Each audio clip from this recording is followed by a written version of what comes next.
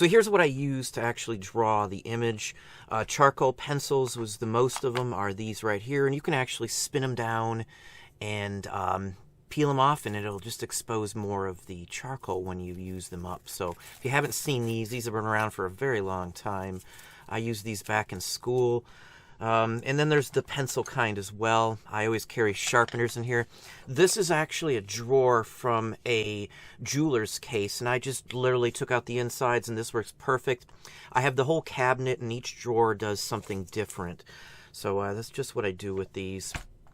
These here, the pieces that I was using to rub it, are called nibs. They're just used to move around the charcoal on it. And it literally just smears it. Charcoal is like a dust, and you can smear it around on the page with one of these. And then I also had these right here.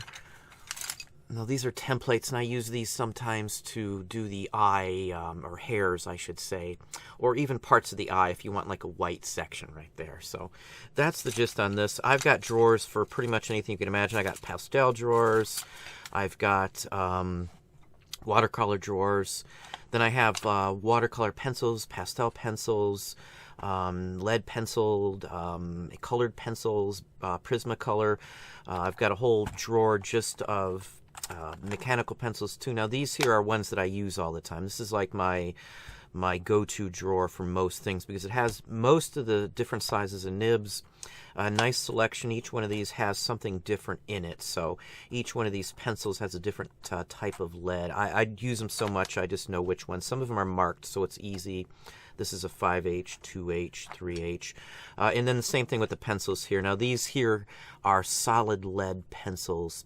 This is a 4B. It's solid. There's no wood on it whatsoever. It's just all lead inside there. And I've got quite a few of these.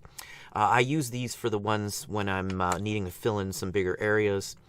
Then I've got some general ebony layout pencils. Ebony leaves a glare on the paper, so you only use these on certain types of things.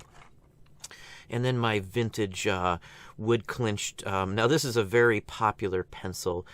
If you noticed on the back here, people spend like 10 or 15 bucks on some of these a piece just because of the known quality on this. This is an 8H. It's very hard, so it barely leaves a mark. So anyway, that's the tools I use. Let me show you one more really unique tool here. This is an extender. So when you sharpen a pencil down to it's just a tiny nub, you can just add this to it and you can get more life out of your pencils. And it's back to a normal length. So I've used these for years. That way you're not throwing away pencils. I've got 2 or 3 sizes of these, but this is the one I use the most for this bin right here. So anyway, that's the tools as you see. The only other thing is the Bristol board, which is a type of paper. And other than that, it's just from my hands.